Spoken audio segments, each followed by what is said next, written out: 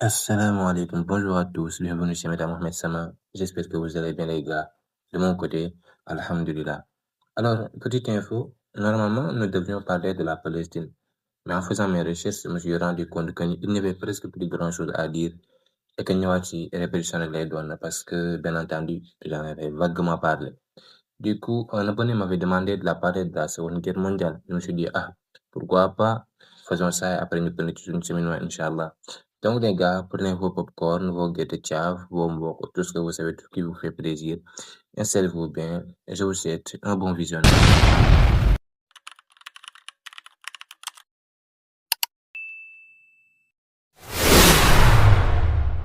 Alors, une guerre pour en finir avec toutes les guerres. Loolu lañ doon wax après 1918 waaye balaa sax 20 années plus tard le monde replonge encore dans l'horreur. En effet, deuxième guerre mondiale éclaté na te bi yoon nag dafa nar a transformer adduna bi yépp ba jël beneen confrontation bu ñuy wax la guerre froide. Petite anecdote, ba may def terminal ñu ne ma guerre froide dama foogoon ni que guerre dafa seddoon, je sais pas, peut-être dafa doon neige wala bon température moo seddoon, c'est ce que je me disais dans ma tête et c'était bizarre. Alors nag donc question bi mooy comment en est-on arrivé là? Lan moo xewoon? Lan moo ko waraloon? Qu'est-ce qui était à l'origine de la Seconde Guerre mondiale? Eh bien les gars, prenez vos bazookas, vos AK-47, vos martins pêcheurs, yéenay xool rek. De mon côté, j'ai mon Desert Eagle, mon AWM-Y, mon MP5. Eh bien du coup, préparons-nous les gars à faire la guerre. La Seconde Guerre mondiale, les gars, est l'un des événements les plus marquants de l'histoire contemporaine. Ndaxte c'est un conflit mondial qui dure de 1939 à 1945 ba pare am ay conséquences yu dévastatrices ci àdduna wërngal këpp. Mais question bi mooy guerre bi lu ko andi nan la commencé réellement mais encore quelles sont les origines de ce conflit bi nga xam ne moo bouleversé àdduna bi yëpp. Du coup pour ñu mën a comprendre origine de deuxième guerre mondiale nag il est nécessaire que ñu remonter aux conséquences de la première guerre mondiale. D'abord le traité de Versailles. Le traité de Versailles pour ñu ko xamul benn traité la bu ñu signé le 28 juin 1919 au château de Versailles benn accord de paix la et aussi officiellement moo jeexal première guerre mondiale. Alors comme pour chaque traité dañuy jël ay dispositions yu jël nag déjà Allemagne lañ déclaré comme responsable guerre bi. En plus de ça dafa war a fay ay lourdes rétributions. Aussi en ce qu'il s'agit de ces territoires l'Alsace et la Lorraine delloo nañu ko France, la Sarre moom dañu ko placé sous contrôle international. Yeneen territoire aussi dañu ko jox comme dëkk yi ci mel ni Pologne, Danemark ak Belgique. Colonie yu mu joroon a am nag ñu partagé ko entre les alliés wàññi armée limité ko à 100 000 hommes, sans chars de combat, sans aviation, avec une marine réduite. Pour les alliés, traité bi c'est une garantie de sécurité. Pour Allemagne nag ci seeni bët c'est une humiliation pire même. Si ñoom dañuy wax que ça c'est un dictat pour ñu ko xamul c'est un traité imposé de force. Alors humiliation boobu nag moo commencé woon di nourrir un fort sentiment nationaliste au sein du peuple allemand notamment ak émergence su parti nationaliste wala nazisme bi nga xam ne Adolf Hitler moo la doon diriger. Hitler moom mu ngi ñëw ci pouvoir bi en 1933 ba mu ñëwee nag lenn rek moo nekkoon objectif am joxaat Allemagne grandeur bi mu amoon. Les gars, maintenant que le contexte est bien posé, ñu xool li andi chaos bi avant 1939. En effet, tout ne commence pas en 1939 ndaxte après la première guerre mondiale le terreau était fertile, rappelons-le. Pour Allemagne nag le traité de Versailles est perçu comme une humiliation ndaxte ils sont forcés de payer de lourds frais de réparation. Ouais, dans les années 30, la crise économique de 1929 frappe de plein fouet, créant misère et désespoir. Alors, la crise économique de 1929 wala encore jeudi noir mooy crash boursier bu gën a ngand ci histoire mooy crash boursier bi nga xam ni moo plongé àdduna bi dans une décennie de pauvreté ak instabilité moo provoqué pauvreté mondiale montée des extrêmes politiques ak préparation indirecte de la seconde guerre mondiale. Léegi nag ci terreau boobu nag la ay régime totalitaire expansionniste commencé di émerger ci Allemagne. Adolf Hitler et le parti nazi arrivent au pouvoir en 1933, prêchant la revanche et la supériorité de la race aryenne. Ca Italie, Benito Mussolini ak fascistam yi rêve de reconstituer un empire romain. Ca Japon nag benn élite militaire expansionniste cherche à dominer l'Asie. Là, on voit que ni que mu nekk Allemagne wala Italie wala encore le Japon li leen di lié mooy il rêve de grandeur. En fait ku nekk dafa bëgg étendre ay territoire am. Face à ça nag la communauté internationale moom traumatisée par la grande guerre bi passée eux ils préfèrent la politique de l'apaisement ñoom jaamu lañ bëgg, jaamu lañ taamu. ñu bàyyi Hitler nag mu annexé Autriche ci atum 1938 pare teg ci les Sudètes ca Tchécoslovaquie foog ni nag voilà vu que waa ji jël na quelques territoires rek dina am benn place. Mais non, le gars n'est pas dans ça, lui il vise loin, moo xamul loolu. Mais donc, la question est la mot déclenché guerre bi. Alors, le 1er septembre 1939, l'Allemagne envahit la Pologne. C'est la goutte de l'eau. Gars, non, faut stopper le gars. Là, ça va, faut le stopper quoi. Alors, France, ak Royaume-Uni, déclaré guerre avec Allemagne. Le conflit est donc lancé. C'est le temps des victoires foudroyantes de l'Axe. Petit rappel, cette expression désigne période de commencement au conflit bi ci année 1939 ba 1942 environ. Mooy période bi nga xam ne les puissances de l'Axe te muy l'Allemagne nazie, l'Italie fasciste ak Japon impérial doon remporter ay victoires yu rapide spectaculaire ba pare impressionnante aussi, comme si dañuy foudroyer seen adversaires yi ndaxte ci ab diir bu gàtt dëkk yu si mel ni le Danemark, la Norvège, les Pays-Bas et la Belgique wàccee nañu leen ci. France moom ci à peine 6 semaines lañ ko wàccee mu signé l'armistice en juin 1940. Armistice boobu nag moo jeexal guerre bi entre France ak Allemagne, mais marque aussi le début de la France occupée. À ce moment-là, seul le Royaume-Uni de Winston Churchill moo nekkoon encore di résister. Mais Hitler dafay def benn erreur stratégique monumentale ndaxte ci atum juin 1941 dafay lancer l'opération Barbarossa et envahir l'Union soviétique wala plutôt l'URSS, rompant nag son pacte de non-agression avec Staline. Parenthèse. Mais la question bi mooy lan moo tax muy envahir l'URSS alors que signé woon na pacte de non-agression en août 1939, le pacte germano-soviétique.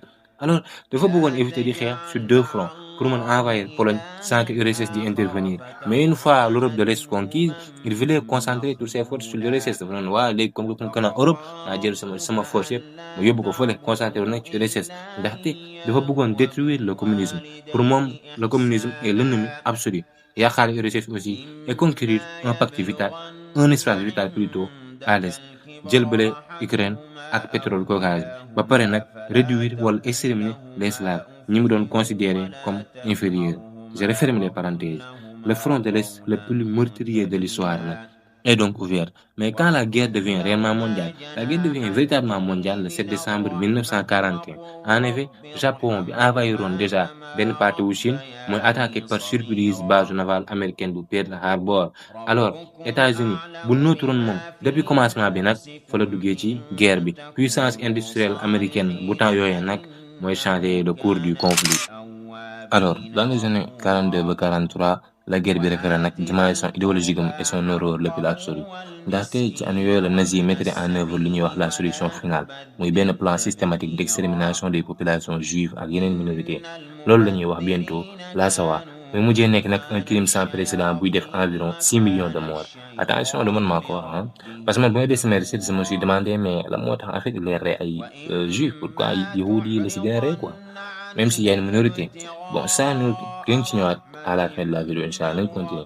Alors 1942 à 1943 les marque aussi le grand tournant de la guerre ndaxte de tous côtés l'Axe était stoppé puis repoussé.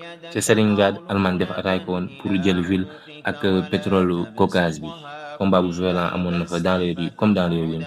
waaye en novembre 1942 soviétique yi dañoo lancer une attaque contre-offensive ba pare encercler Allemagne yi.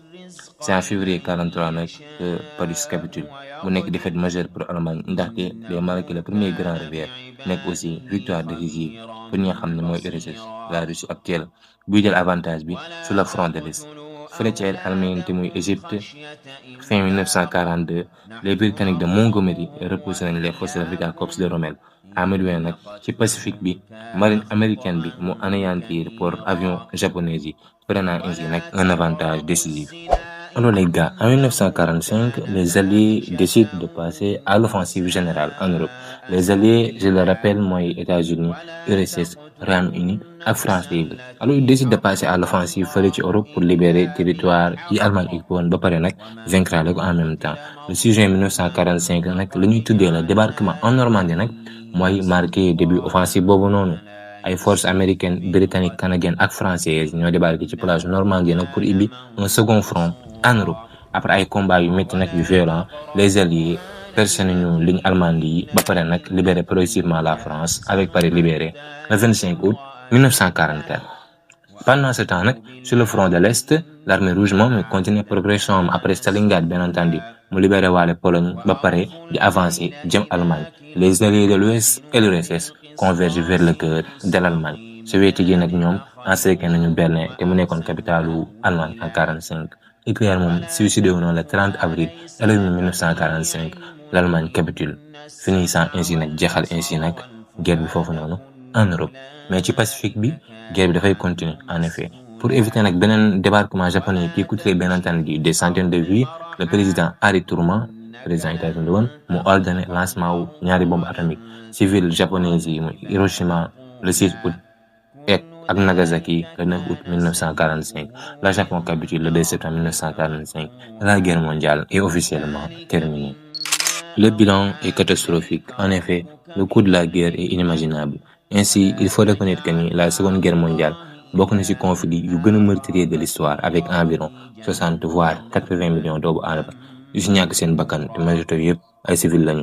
Léegi nag pour éviter que beneen tragédie bi mel noonu di amaat, les Nations Unies décidé créer ONU, l'Organisation des Nations Unies ci atum 1945.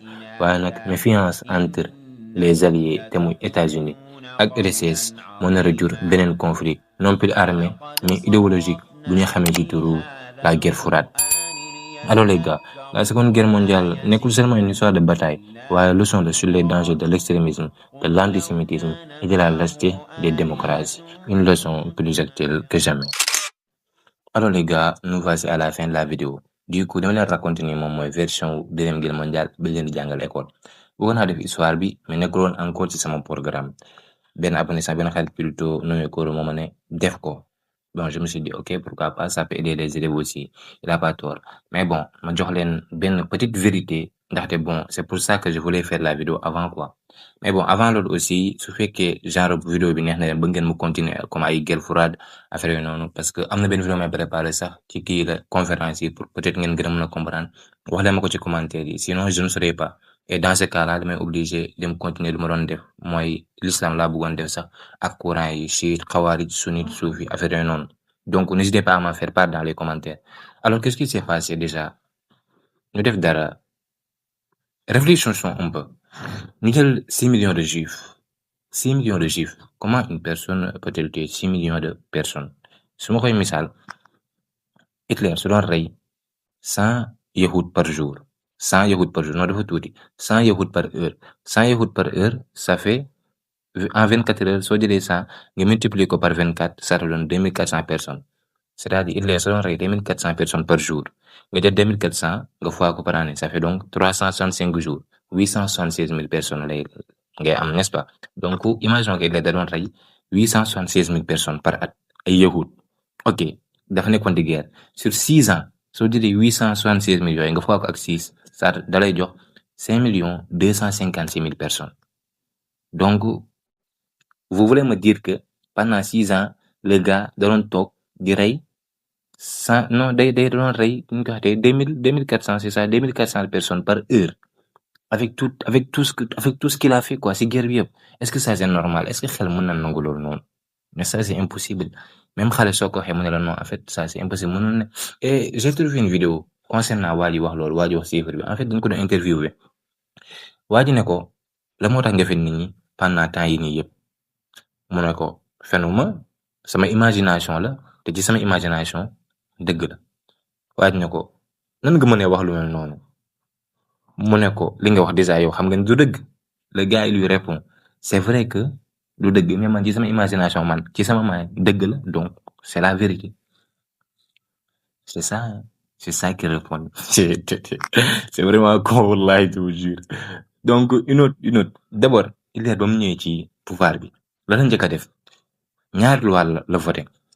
Première loi pornographie la ko dindi ndaxte Berlin année 20 ba année 30 moo nekkoon Las Vegas su tey bi lépp luy bun yëpp fa la nekkoon, vous comprenez. Léegi mu ñëw jënd lépp, tëj baar yi, tëj club yi, lépp bàyyi fa dara. Deuxième règle bi intérêt yi, c'est-à-dire yahudi yi intérêt yi ñu doon wax Allemagne ñu fay ko, c'était extrêmement haut. mu commencé nag tëj seen banque mu ne leen non fi doon fi defal ci intérêt bu ëpp ndaxte intérêt boobu noonu dafa nekkoon di ruiner économie allemande bi. Est-ce que vous comprenez? léegi nag en 1933 Hitler commencé tëj banque yahudi. Le 24 mars de la même année, le Daily Express, tiré la Judée, déclare la guerre à l'Allemagne et les Juifs du monde entier s'unissent dans l'action. Et on note que ce titre-là sortait 6 ans avant que l'Allemagne envahisse la Pologne. Alors les gars, prenez tout soin de vous et de vos proches. Assalamu alaikum. Paix sur vous.